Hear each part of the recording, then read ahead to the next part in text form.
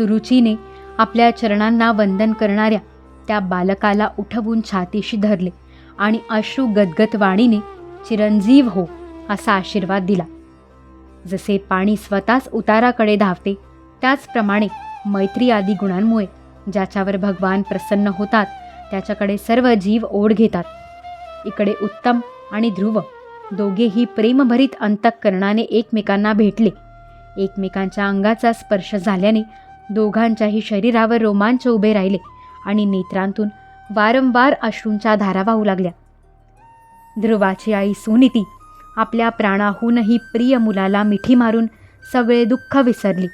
त्याच्या अंगाच्या स्पर्शानेच तिला मोठा आनंद झाला. हे वीरवरा, सुनीतीच्या नेत्रांतून वाहणाऱ्या मंगल आनंदाश्रूंनी त्या वीरमातेचे स्तन भिजून गेले आणि त्यांतून वारंवार दुधाच्या धारा वाहू लागल्या. त्यावेळी नगरवासी लोक तिची प्रशंसा करीत म्हणू लागले, महाराणी, आपला पुत्र पुष्कळ दिवस हरवला होता. मोठ्या भाग्याने तो आता परत आला आहे. हा आम्हा सगळ्यांचे दुःख दूर करील. दीर्घकाळपर्यंत या भूमंडळाचे रक्षण करील. आपण निश्चितच शरणागताचे दुःख दूर करणाऱ्या श्रीहरींची उपासना केली आहे. त्यांचे निरंतर ध्यान करणारे धैर्यवान परमदुर्जय अशा मृत्यूवरही विजय मिळवितात. अशा प्रकारे सर्व लोक ध्रुवाबद्दल आपले प्रेम प्रगट करीत होते. भाऊ उत्तमासह ध्रुवाला हत्तीणीवर बसवून राजाने मोठ्या हर्षाने राजधानीत प्रवेश केला. त्यावेळी सर्व लोक त्यांची स्तुती करीत होते. नगरामध्ये जिकडे तिकडे मगरीच्या आकाराची तोरणे बनविली होती.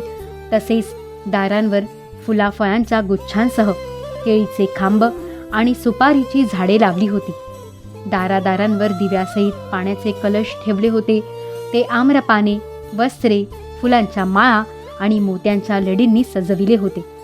ते नगर सुवर्णमंडित तट, महाद्वारे आणि महाल यांनी सुशोभित झाले होते. तसेच त्यांची कांती विमानांच्या शिखरांप्रमाणे चमकत होती. नगरातील चौक, राजमार्ग, माड्या, सडका इत्यादींची झाडलोट करून त्यावर चंदनाचे पाणी शिंपडले होते आणि जिकडे तिकडे लाह्या, अक्षता, फुले, फळे, तांदूळ तसेच अन्य भेटसामग्री तयार ठेवली होती. ध्रुव राजमार्गावरून चालला असता जिकडे तिकडे नगरातील सुवासिनी त्याला वात्सल्य भावाने अनेक शुभाशीर्वाद देत त्याच्यावर पांढऱ्या मोहऱ्या, अक्षता, दही, जल, दुर्वा, फुले आणि फळांचा वर्षाव करीत होत्या. त्यांची मनोहर कवने ऐकत ध्रुवाने आपल्या पित्याच्या महालात प्रवेश केला. ते श्रेष्ठ राजभवन महामूल्यवान रत्नहारांनी सजविलेले होते.